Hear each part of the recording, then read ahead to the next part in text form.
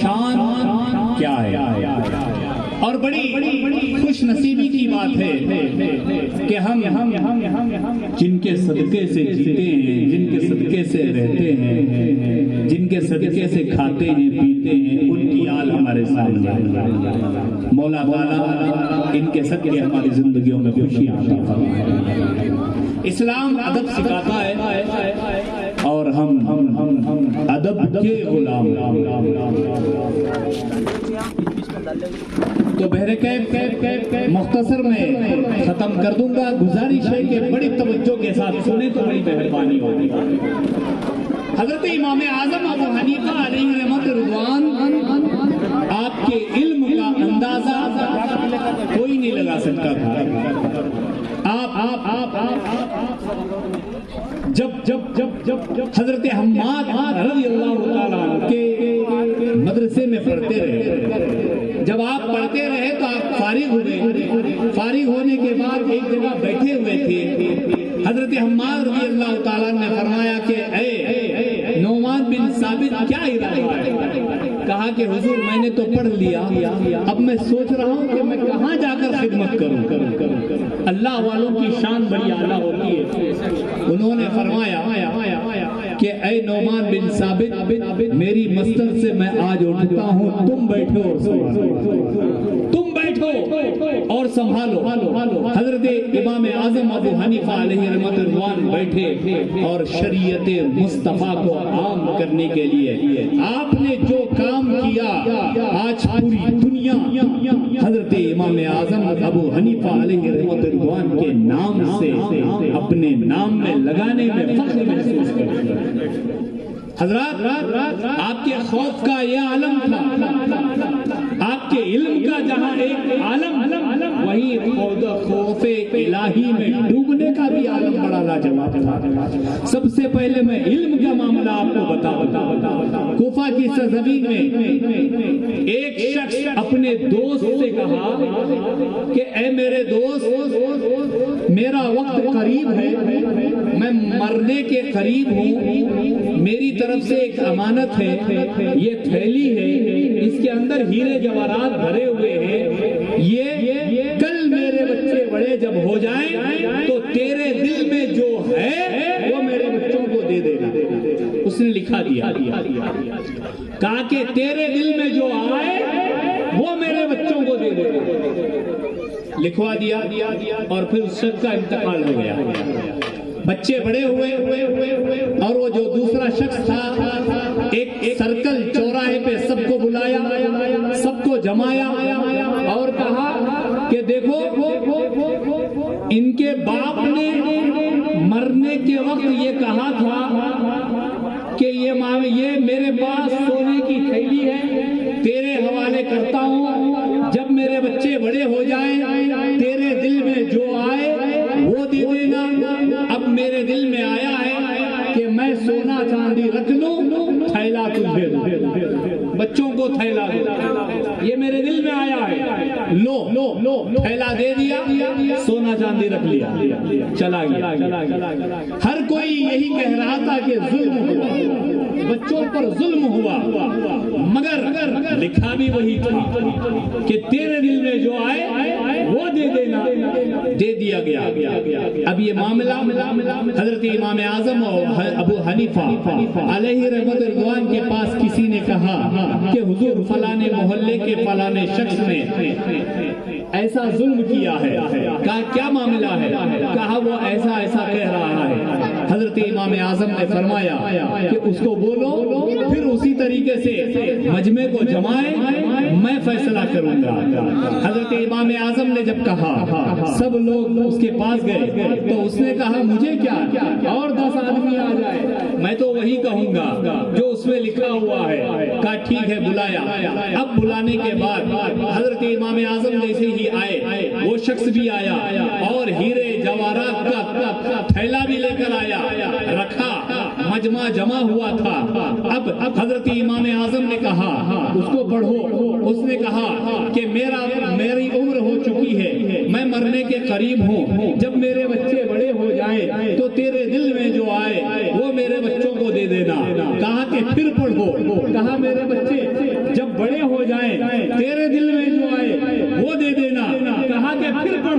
کہا کہ میرے بچے جب بڑے ہو جائیں تیرے دل میں جو ہے وہ دے دینا۔ اب امام اعظم نے فرمایا اس میں لکھا ہوا ہے تیرے دل میں جو آئے وہ دے دینا، تیرے دل میں آیا ہے سونا چاندی تو رکھ لے، تھیلا ان بچوں کو دے، تیرے دل میں آیا ہے، لیکن یہاں لکھا ہوا ہے تیرے دل میں جو آئے وہ دے دینا، سونا چاندی بچوں کو دے، تھیلا تو اپنے پاس، سونا چاندی ان بچوں کو دے، تھیلا تو اپنے پاس۔ اللہ اکبر، یہ تھی حضرت امام اعظم ابو حنیفہ علیہ رحمۃ اللہ کی شان۔ جب یہ مجمع سنا تو سب ششدر ہو گئے اور وہ لاجواب ہو گیا، کہا کہ میرے دل میں یہی ہے سونا چاندی میں رکھوں، اس میں لکھا بھی وہی ہے کہ تیرے دل میں جو آئے وہ دے دینا۔ اللہ اکبر، یہ حضرت امام اعظم نے بڑے اعلیٰ پیمانے پر فیصلہ فرمایا۔ ایک شخص حضرت امام اعظم ابو حنیفہ علیہ رحمۃ رضوان کے پاس ملنے کے لیے آیا، دیکھا کہ عشاء کا وقت ہو رہا ہے، عشاء کی نماز پڑھنے کے لیے چلا گیا۔ حضرت امام اعظم نے امام صاحب سے کہا کہ امام صاحب نماز پڑھائیے، انہوں نے نماز پڑھایا۔ نماز میں امام اعظم ابو حنیفہ علیہ رحمۃ رضوان نے نماز پڑھی۔ امام صاحب نے اذا زلزلت الارض زلزالها واخرجت الارض اثقالها یہ پڑھتے رہے، آخر کار جب آیت آئی کہ فمن يعمل مثقال ذرة خيرا يره ومن يعمل مثقال ذرة شرا يره، ذرا برابر بھلائی کرو گے اس کا بھی تمہیں حساب دیا جائے، اس کا بھی تمہیں اجر دیا جائے گا، ذرا برابر برائی کرو گے اس کا بھی تمہیں اجر دیا جائے گا۔ حضرت امام اعظم ابو حنیفہ علیہ رحمت رضوان نے جب یہ سنا تو آپ کی آنکھوں میں آنسو آ گئے، مجمع چلا گیا۔ امام اعظم اپنی داڑھی کو پکڑے ہوئے ہیں، خدا کی بارگاہ میں توبہ کر رہے ہیں، اے مولا میری عمر کو دیکھ، میری حالت کو دیکھ، مولا تو مجھے معاف فرما دے، تو مجھے معاف فرما دے۔ پوری رات امام اعظم ابو حنیفہ علیہ رحمت رضوان خوف الہی میں روتے رہے۔ جیسے ہی آپ نے تہجد کے وقت سلام پھیر کر پیچھے دیکھنے لگے تو کہا کہ اس شخص نے کہا حضور میں آپ سے ملنے آیا تھا، آپ تو اتنے بڑے امام ہیں، آپ اتنے متقی ہیں، آپ اتنے پرہیزگار ہیں، اس کے باوجود آپ اتنا کیوں رو رہے ہیں؟ تو حضرت امام اعظم نے فرمایا کہ میں متقی ہوں، پرہیزگار ہوں، یہ تم سمجھتے ہو، لیکن میں رب کی بارگاہ میں جو التجا کر رہا ہوں، میرا رب مجھے جان کر معاف کر دے، یہ اس کا فضل ہے۔ حضرات یہی حضرت امام اعظم ابو حنیفہ علیہ رحمۃ رضوان ہیں، مدرسہ پڑھا رہے ہیں، ایک بچہ آیا، کھڑ کے دیکھتا رہا، چلا گیا، دوسرے دن آیا، دیکھا، چلا گیا، تیسرے دن آیا، بڑے غور سے دیکھا، چلا گیا۔ حضرت امام اعظم نے اس بچے کو بلایا، کہا کہ بیٹا تمہارا نام کیا ہے؟ کہا میرا نام مالک ہے۔ اللہ اکبر، حضرت امام اعظم نے کہا کہ بیٹا پڑھنا چاہتے ہو؟ کہا ہاں میں پڑھنا چاہتا ہوں، لیکن میری کچھ مجبوری ہے۔ کہا کیا مجبوری ہے؟ کہا میرے باپ کا انتقال ہو چکا ہے، میرے گھر میں بہنیں ہیں، ان کی کفالت میری ذمہ ہے، میں پڑوس میں ایک دھوبی کے دکان میں رہتا ہوں، میں صبح سے شام تک وہاں کام کرتا ہوں، جو مجھے مل جائے وہ لے کر میں گھر میں ڈالتا ہوں، میں گھر میں رکھتا ہوں، جس سے میرا گھر چلتا ہے۔ اللہ اکبر، حضرت امام اعظم نے کہا بیٹا کل تمہیں دھوبی کے گھر جانے کی ضرورت نہیں ہے، تم میرے مدرسے میں آ جاؤ، میں تمہیں پڑھاؤں گا۔ ایک ہفتہ ایک ہفتہ وہ بچہ پڑھتا رہا۔ جب ایک ہفتہ ہو گیا تو اب ماں نے کہا بیٹا درما کہاں ہے؟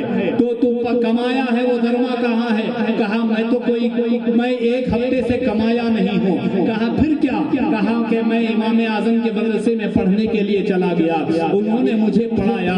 اللہ اکبر، وہ عورت ایک دم درہم برہم ہو گئی، غصے کے عالم میں حضرت امام اعظم ابو حنیفہ علیہ رحمۃ رضوان کے پاس آئی اور الٹی سیدھی باتیں کرنے لگی، نہ جانے کیسی کیسی باتیں کرنے لگی۔ حضرت امام اعظم مسکراتے رہے، کہا کہ ہاں میری بہن مجھ سے غلطی ہو گئی، ہاں میری بہن مجھ سے غلطی ہو گئی۔ امام اعظم کو نہ جانے وہ عورتیں کتنا کہہ رہی ہیں، لیکن یہ کہہ رہی ہے کہ مجھ سے غلطی ہو گئی, یہ کہہ رہے ہیں کہ مجھ سے غلطی ہو گئی. الغرض معاملہ یہ ہوا جب اس عورت کا غصہ ٹھنڈا ہوا, کہا کہ بتاؤ تمہارے گھر میں کتنا خرچ ہے مہینے میں. ایک روایت میں آیا ہے اس نے کہا کہ 40 دینار, ایک روایت میں آیا ہے کہ اس نے کہا 400 دینار. اب امام اعظم نے کہا کہ اے میری بہن, وقت 1 تاریخ ہونے سے پہلے تیرے گھر پہ یہ ادا کر دیا جائے گا, 1 تاریخ ہونے سے پہلے تیری رقم تیرے گھر پہ پہنچا دی جائے گی. اللہ اکبر. حضرت امام اعظم 20 سال تک اس گھر میں اتنی رقم عطا کرتے تھے. اور یہی حضرت امام مالک ہیں جنہوں نے امام اعظم کی صحبت میں رہ کر حضرت امام مالک بنے. جب عراق کی سرزمین میں ہارون رشید نے حضرت امام مالک کو قاضی القضاء جج بنایا, تو حضرت امام مالک نے اپنی ماں کو خط لکھا, کہا کہ ماں میں جج بن چکا ہوں, قاضی القضاء بن چکا ہوں, میں بڑے رتبے پر پہنچ چکا ہوں, میری خواہش ہے آپ آ کر مجھے دیکھیں. حضرت امام مالک کی والدہ نے جب یہ سنا خوشیوں کے ساتھ عراق آئی. حضرت ہارون رشید نے میز پہ حلوہ کھا رہے تھے, جب کھا رہے تھے حضرت امام مالک کو بلایا, کہا کہ آپ بھی کھائیے, دونوں ساتھ میں کھا رہے ہیں. جب اس عورت نے دیکھا, امام مالک کی ماں نے دیکھا تو آنکھوں میں آنسو آ گئے. کہا کہ امی آپ کیوں رو رہی ہے؟ کہا کہ بیٹے تیرے استاد امام اعظم نے کہا تھا, جب میں نے پوچھا تھا ایک غریب بچہ پڑھ لکھ کر کیا بنے گا, تو امام اعظم نے کہا تھا کہ تیرا بچہ اتنا بڑا ہوگا کہ بادشاہ کے پاس بیٹھ جائے. مجھے وہ چیز یاد آ رہی ہے, وہ منظر دکھ رہا ہے. اللہ اکبر. یہ ہے حضرت امام اعظم کی شان, یہ ہے حضرت امام اعظم کی آن. عزیزان محترم, ہم حنفی ہیں, فخر سے کہتے ہیں, تو ہمیں چاہیے کہ ہم امام اعظم ابو حنیفہ علیہ رحمۃ رضوان کی شان کو سمجھیں, ان کے وقار کو سمجھیں, ان کی زندگی کو سمجھیں. حضرت امام اعظم کی شان اگر بتاتے چلے تو پوری رات ختم ہو جائے گی, مگر حضرت امام اعظم کی شان میں کمی نہیں آئے گی. لیکن الغرض میرے بعد بھی کئی مقررین ہیں, اس لیے میں گزارش کرتا ہوں کہ ہم امام اعظم کے جب ماننے والے ہیں تو دل و جان سے مانیں, دل و جان سے مانیں. حضرت پوری دنیا میں جب سے اسلام کا وجود آیا ہے تب سے لے کر آج تک اگر کسی نے ایک ہی رکعت میں پورا قرآن پڑھا ہے تو 4 لوگ ہیں, جس میں حضرت امام اعظم بھی ہیں. اور آپ کی جہاں وفات ہوئی, جہاں آپ کی قبر شریف ہوئی, وہاں آپ نے 60,000 قرآن شریف کو ختم کیا. تو عزیزان محترم, حضرت امام اعظم کی شان بڑی اعلیٰ ہے, بڑی بلند و بالا ہے. ایک مختصر سا واقعہ بتا کر میں اپنی گفتگو کو ختم کر دوں. یہ اس لیے بتا رہا ہوں تاکہ ہمارے ذہنوں میں بات آ جائے کہ ہمارے امام کیسے. حضرات, بارش کا موسم ہے, آپ کھڑاوے پہن کے جا رہے ہیں, کیچڑ ایک یہودی کے دیوار پر لگ گیا, آپ پریشان ہو گئے, کہا کہ اگر میں اسے صاف کروں تو دیوار ڈیمیج ہو جائے گی, کمزور ہو جائے گی, اگر نہ کروں تو ظلم ہو جائے گا, میں کروں تو کیا کروں, میں کروں تو کیا کروں. آخرکار اس یہودی کو بلائے, بلانے کے بعد کہا کہ تم مجھے جانتے ہو؟ کہا کہ آپ کو کون نہیں جانتا, پوری دنیا آپ کو جانتی ہے, آپ کو کون نہیں جانتا. کہا کہ معاملہ یہ ہے, میں آ رہا تھا, آنے کی وجہ آ رہا تھا, کمزور ہوں, بوڑھا ہوں, عمر ہو چکی ہے, ایسے عالم میں میرے پاؤں کا کیچڑ تمہاری دیوار پہ پڑ گیا ہے، تم مجھے معاف کر دینا۔ عزیزوں، آج ہماری بھی گاڑیاں ہیں، ہمارے بھی ٹرک ہیں، ہماری بھی سائیکل یا اسکوٹر جو بھی ہے، ہم جاتے ہیں نہ جانے کتنے گھروں کو میلا کر کے جاتے ہیں، ہمیں افسوس تک نہیں ہے۔ ہمارے بچے اسکول جاتے ہیں، یونیفارم پہن کے جاتے ہیں، اور ہمارے نوجوان موٹر سائیکل اتنی اسپیڈ لے کے جاتے ہیں کہ کیچڑ ان کے یونیفارم میں پڑ جاتا ہے۔ یہ محسوس ہم نہیں کرتے کہ اس بچی یا اس بچے پہ کیا ہوگا، بس ہمارا جان ہم چلے جاتے ہیں۔ کسی کو تکلیف دے کر اپنے آپ کو کامیاب مت سمجھو۔ اگر کسی کو تکلیف دو گے تو اللہ تمہیں تکلیف دے گا۔ سچا انسان ایمان والا وہ ہے جو ہر ایک کو محبت سے پیش آئے۔ وہ یہودی سے کہا کہ تم مجھے معاف کر دو، تو اس یہودی نے کہا نہ جانے کتنے لوگ جاتے ہیں آتے ہیں، مگر آج تک کسی نے ایسا نہیں کہا کہ مجھے دوسروں سے کوئی لینا دینا نہیں ہے، بس میں کہہ رہا ہوں کہ تم مجھے معاف کر دو۔